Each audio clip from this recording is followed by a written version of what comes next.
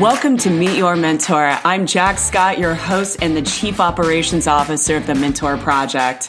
For these next few minutes, I will be interviewing one of our world-class mentors. As you listen, you will gain insights into their individual lives as they share their personal journeys of their successes and failures. We will discuss some of the best and worst career advice they have ever received, and I will have them describe in their own words what it means to be a mentor. So without further ado, let's get to it. Hey everybody, welcome back to the show, and I am so excited about my guest today. It is not often, if ever, you are afforded the opportunity to sit across from somebody, even if it's virtually, and be able to talk to a spacecraft engineer. And that is who I have on the show today. I have Irene Yachbes, who has worked in robotics in the digital industry for 18 years. She earned her Bachelor's of Science in Aerospace Engineering from the University of Virginia and her Master's in Technical Management from Johns Hopkins University. Now, two really cool facts about Irene that I have to share with you is Irene was part of the Messenger mission to Mercury, where she was the lead engineer for all the electrical wiring of the spacecraft, which is so cool. And the second really awesome thing is Irene actually created for her two sons the first grassroots makerspace, which is really a super awesome hackerspace that is typically community operated. So Irene, I am so excited to have you on the show today. How are you doing? Doing well. Thank you. Thank you for having me. Wow, this is a first for me. Before we hopped on the show together, I was just reviewing just your background and everything. And I'm like, when does this ever happen that I am able to interview somebody at your caliber? This is so amazing. I know that I read through your bio, but I want the listeners to learn about who you are from your mouth. So if you would share a little bit more about who Irene is, maybe something that we wouldn't see on your resume or on your LinkedIn that really defines who you are and a little bit more about your career. Okay. That's a really interesting question. I have always been interested in technology. I really had my, love affair with space from the time I was a little girl. Like you hear from many people, of course, they want to be an astronaut, but then blah, blah, terrible vision, get nauseous in a car, can never be an astronaut kind of thing. So when I was in high school, I was kind of looking for, okay, what kind of college am I going to go to? What am I going to study? And I went to an event at the Cooper Union, which is a university here in New York. And it was a panel called Women in Engineering. And there was one woman that was on the panel, and she was an aerospace engineer. And I'm like, that's a thing. So it was the ability for me to enable space exploration. Right. So that's what I went to in college. I went into studying aerospace engineering, and I was really fortunate to work in that industry for 13 years, as you heard from there. During that time, I, got married, became a mom. I have two beautiful children that are experiencing their own personal interests. My son is like a burgeoning nerd. It's amazing to see how he's developing. And my daughter, she's 12, my son's 15, is, really interested in design. It's just super interesting watching my kids grow up. And then actually I just did a complete pivot out of the space industry, just realized that there might be something else that I need to try. In my career. And so I went into digital. There was a very short reference to that. So I've done a couple things. I worked at a couple of startups, really different in marketing and advertising, very, very different from the space industry. And right now where I've landed, I am working at IBM in their research division, and I'm a product owner, and I'm also the manager for the team that develops internal applications for our research scientists to use to really just help them to innovate. So, I mean, this is really where my love has always been, is in technology. I can always be, found kind of reading tech blogs and, really everything, space, medicine, robotics, anything you can imagine kind of in the internet industry. I am not an engineer. I haven't been an engineer for a very long time. I tend to be more on the business and the strategy side. But I feel very lucky that I have a good enough understanding of science and technology that I, know how to be useful in a conversation about it. So, and that's a really important skill to have in general in life, is to just be able to understand science when it's being explained to you. I think everybody should have that skill, or should be willing to have that skill. So you talked a little bit about your diverse background, and I love that. You went engineering, and then you actually did some administrative work and some things that were a little bit out of the engineering and science realm, and then you came back to where you're at today. What is the most rewarding aspect of the career field throughout your entire journey, or maybe it sounds like your kids are definitely one of your reward aspects, but what else would you say would be a rewarding thing within this career field? I just really like being a part of making the world a better place through science and technology, right? Of just, the people that I work with right now, they are experts in the field of artificial intelligence, quantum computing, which can literally turn our world on its head, because we'll be able to do computations that are not possible with classical computers right now, right? So solving fundamental problems of nature, because you now have that computing power. People who are working in the fields of cybersecurity, trying to understand what are the latest threats, cloud computing. And there's a lot of work that we're doing now in applying all of that at IBM Research to areas of impact.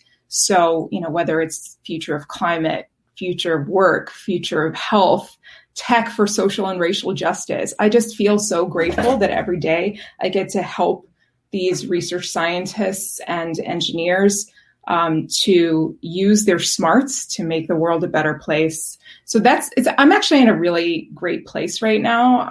I have a wonderful team. I have a wonderful manager. My work is just very understanding of their employees as people, which I think is super important. But then I would say, I've had other highlights in my career, like, that first job that I had, I had just these amazing experiences. I had the opportunity to work on a spacecraft hands-on, right? And so cool. The wiring, and then watch it being mounted onto a rocket, and seeing this gigantic rocket in Florida or California. And one of them, I actually, I pressed the final button before launch, and then ran up to the roof of this building and watched the rocket with the spacecraft. I just go right over me. It was just the most incredible experience. Wow. And at Honeybee Robotics, I mean, just the things that I got to think about. I was writing proposals to NASA for, drilling into Mars or Europa, and looking at the sample of what that planet is made out of to understand, could life ever have existed there? Could it in the future? Why are we where we are in our place in the universe? Just really out there kind of stuff, which is really, it's been coming to fruition. So it's really been a lot of fun to get to think about some of the craziest things and be a part of it. Something you said I love is being able to put your knowledge out into the world and seeing that impact. And I have witnessed that even during the time of being here at the Mentor Project. Not only are you a mentor, but you also are our chief product officer. You also were very active within the hackathon that we recently had that just finalized with the Argentina students and international. It was an international hackathon. And I would like to know from your perspective, what does it mean to you to be a mentor here at the Mentor Project, to be able to provide your skill set to the children that we touch on a daily basis that are located around the world? Yeah, so mentoring comes in many forms. It could just be a moment, like when I mentioned before about going to that panel of women in engineering. That woman didn't even realize she was my mentor. She didn't probably never even saw me, but just having the opportunity to listen to an inspiring person, that is mentorship in itself. I feel really fortunate that I've had the chance to interact with a lot of these kids and answer their questions directly. I've done a couple things where I've gone into classrooms. I kind of talked about my career in space usually, because that tends to be like the hottest thing that kids are most interested in hearing about. Of course. But answer, and they have such good questions. Even really young kids, I've gone into classrooms where the kids are maybe in like third grade or something, and they just have really, they touch on the essential questions that scientists ask. They just ask it a slightly different way. And it's that natural curiosity in children that a lot of adults are just trying to invoke again in themselves. With this particular hackathon, it was the first time that we tried a hackathon with a mentor project. And there's a lot of hackathons going on every day in the world. The difference with the Mentor Project Hackathon wasn't just, okay, we give you guys like a little topic to think about, and then you come back to us with the project and we say whether you won or lost, right? Or what category you did best in. What we actually integrated into the whole process, mentorship. So we had each team up with at least one mentor from the Mentor Project. And we also told them, go look at our website, at the Mentor Project website. Look at the gallery of mentors. If there's any person in there that has any relevant experience, and you feel like you'd like to ask them a question in order to help you with your project, do it, right? We absolutely encourage it. These mentors have signed up for this. And then we had, after the kids put in their initial submission, we had our judges, instead of just giving them a score and moving on, our judges met individually with each team and talked to them about how they could improve their submission. That doesn't happen with hackathons. You don't have a chance like that to work with some of the world's experts in these areas and get a chance to improve. So it's implicit in you learning and creating that you also get the support from these experts. And the kids resubmitted, and then we finally finished. And really each kid, each team, they were just amazing. These high school students from the US and from Argentina, not a single one of them tried to tackle an easy problem. They literally just went for it. They, tried to think about what are some serious problems in the world and how might we solve it. So I can tell you there was a team that looked at space junk, right? How to clear Earth's orbit of all the junk there, because it's actually super dangerous to some of the satellites that we live and die by every day that are monitoring our weather and giving us television. And if there's space junk that hits that, then all of a sudden you're out all of these really important, like intelligence spacecraft, like all of these really important things. That was one team. Another team came up with an AI-powered application for helping you understand if the apps that you use are really invading your privacy potentially, or otherwise very tricky. There was another one that was for stroke prediction, which was really amazing. And then another one in the field of cybersecurity that was really trying to track down the origin of dangerous, controversial information in social media. It's every single one of these, if you really think about it, is looking at a problem that is very important in our world today. And the kids were so well-rounded. They, showed that they completely understood the problem. They thought about it from a technology perspective. They thought about it from a social sciences perspective. And many of them even shared kind of initial prototypes. So I was just unbelievably impressed by these students. And it's, part of the reason why we have the Mentor Project is you'd be surprised. You always think mentoring is for the people who are being mentored. But actually, Debbie Heiser, who started the Mentor Project and is our CEO, she's really coming at it from the perspective of what can we do for the mentors, right? Being a mentor helps you to be a happier person, right? To live a healthier and happier life because you feel that you're giving back. You are actually passing on the torch of knowledge, and you're seeing the spark in the eye of these students, and it's like you're leaving a legacy. So I was absolutely thrilled to see how the mentors were engaging with these students. They were so passionate. They went out of their way to immediately answer every single question that came up, immediately just jumped to help these kids. And you can tell that they felt really good about it as well. They felt like they were giving something back to the world and to their community. So there's really that benefit, that kind of 360 benefit for everyone.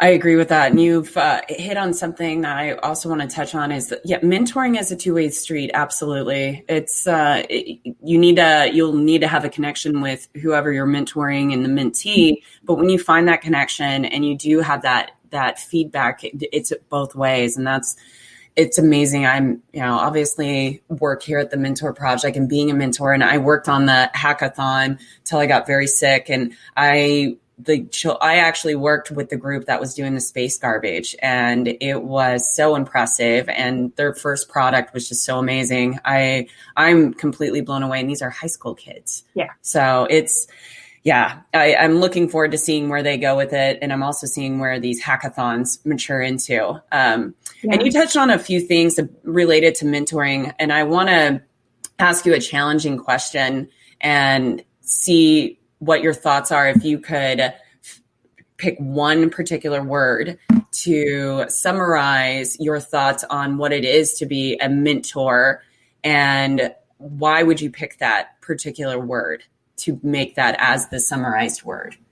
So this is probably not the word that you might expect, but the first word that just came to my mind as you were asking that question was passion. I think that when you're mentoring people, the most important thing that can come through is your passion for what you do and for sharing your knowledge. And that excitement just really drives the students, that they can see, that people are excited about what they do. And, the kids, they go through the motions a lot, right? They have to do their homework, they have to pass a test, and they don't know what it's all for. And then if they see someone who is just talking about the real world and is passionate about it, and it's kind of like a light in the tunnel for these kids, to just see that, in the midst of all this, the things that their mentor gets to think about and the idea of passing it to others really makes them smile. Mm-hmm. Yeah, it's awesome. I love it. I want to pivot a little bit, Irene, and ask you a question specific to your career and what you're doing, and not just where you're at, but how you got there. Mm-hmm. And I'd like to ask you a hypothetical. If you were your mentor and you were talking to a mentee and they were interested in getting into your type of field, either robotics engineering or the tech field, just the overall general tech field, could there be any advice that you could provide to our listeners that may help guide them into that direction as they could be leaving high school and moving into college per se, or maybe they're in college and trying to find their first job somewhere? Yeah. Math. In engineering, it's, I've got to be honest, in my career, I haven't used the vast majority of the math that I studied in high school or college. But I have to say that in order for me to be successful in all of the different engineering classes that I took, I just had to have this really strong foundation of math. And my experience had been that everything that I learned in math from the time that I was in first grade built on one another. And in college, my physics classes, my structural engineering, my chemical engineering, all of those things required me to just be able to do algebra and calculus. And I know it seems like so pointless. What is this for? But I look at my kids as they're working on their on their homework, their geometry, and I said, you don't realize it now, but this is going to keep being important for you throughout kind of your education. I would also just say, in the beginning, it can be a little dry when you're starting to study these things. But again, everything builds on one another. And then once you get towards your junior or senior year of college, you get to take the more interesting classes. And you have to have a lot of grit. You really just need to push through and believe in yourself. Technology is hard. It is not an easy field. There's a lot of, kind of tricky problem solving. It's not as open to interpretation as some of the social sciences. There's a lot of black and white that you have to get right or wrong. And just kind of, believe in yourself and keep on pushing. Yeah, I love that. And that is so right. Tech is extremely hard. I'm knowing that it's what I tell people being in the cybersecurity industry and cyber threat intel. I looked at it when I got into it as learning a new language. And that's what you're doing. You're learning a new language and a new skill, and it's going to take time. And that time could take literally 6 months to a year before you start feeling like you have a somewhat general foundation of what that is for you to be able to start articulating kind of where you want to go in it. So you've got to stay with it. I want to ask you, what in your career, if you could summarize a situation where you received not only the best advice, but also the worst advice in your career, and what did you do in those situations? I have this kind of soundbite that always comes up for me, and it was actually in my last year of college, but I think about it a lot in my career. I was at a women's leadership development conference, and we had a speaker who came in, and she said, leadership is helping others to lead themselves. And that really stuck with me, because at the end of the day, the mark of a good leader is not that you're indispensable. It's literally that if you were to, leave, get hit by a bus, hopefully not, or go for a couple months or whatever it might be, that your team is so good at what they do and so confident in what they do that they could literally still be successful, even in your absence. I've had many times in my career where I felt like, the more I make myself indispensable, like people can't live without me, the more important I am. And I realized it's just kind of silly. It's not ultimately that helpful, and it doesn't get you that far to be, really adept at these super esoteric things. So that was some good advice. In terms of bad advice, it's really interesting. You don't usually think about, about that question, but I think I would just say, one time at some point in my career, I was working with someone that just couldn't really articulate to me how she thought that it was a manager, and she just really couldn't articulate to me how I could improve. She just kind of sort of made me feel like there was a problem, but didn't give me actionable advice. That's the one part of it. But probably more importantly, it just didn't feel genuine. It didn't really feel like she was there to help me be the best person that I could be in this role and the best for our company. And I think it's just really important to be authentic and to really care about people.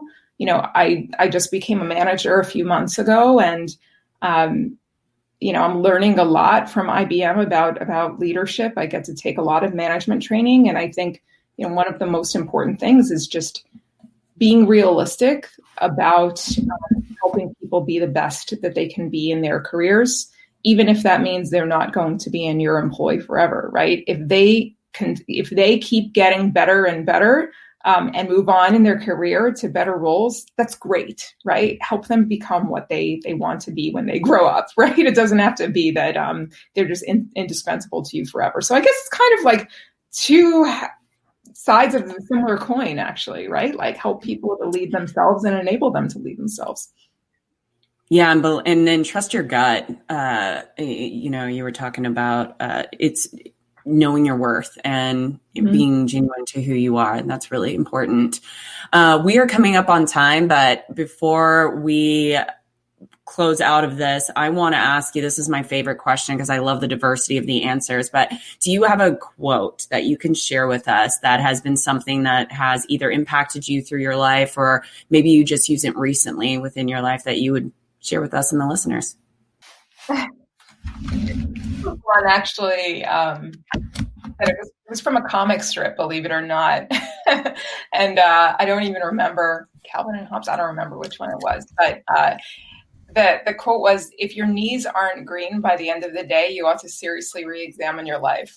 What does that mean? If your knees aren't green by the end of the day? That if you haven't been playing. Oh, I love it. Right? Like if you haven't been, out in the grass, just playing around, if you've just kind of been like stuck inside and doing the same thing over and over, it's the importance really of having fun and play and being out there, right? Being outside a bit. And, I need to take this advice myself because I find, in being kind of in this lockdown situation, it's very easy to just never leave your house. But, at the end of the day, once you've worked for several years, you really need to ask yourself, am I just kind of getting by? Am I just sort of, getting a salary and getting by? Or am I having some fun with what I'm doing? Mm-hmm. Because when you look back on your career, you're not going to remember all of the little esoteric things that you did, like I said before, to make yourself indispensable, but really weren't any fun. You're going to remember those moments, like watching your spacecraft being mounted on a rocket and just like, wow, this is fun, and not like all the little calculations that went into it. So put yourself in a situation where you have incredible experiences and try to get some play in there as well. I love it. Well, Irene, we are at the time, but before we hop off, what is the best way for our listeners to be able to reach out to you? Do you have an email or website that you would mind sharing with any of them? Sure. So they can just reach out to me at my Mentor Project email address. It's Yachbes at mentorproject.org, or they can reach out to me at ireneyachbes@gmail.com. That's probably a little easier to remember. Or you can also find her on mentorproject.org. Go to the About or the Mentor page, and you can find her on there as well. So again, Irene, this has been an absolute pleasure. Thank you so much for coming on the show today. Thank you, Jax. Thank you for having me. Thank you to all our listeners and sponsors who have made this podcast possible. You can check out all our content by going to our website at mentorproject.org. We'd love for you to contact us to get more involved. See you next week when we talk with another one of our amazing mentors.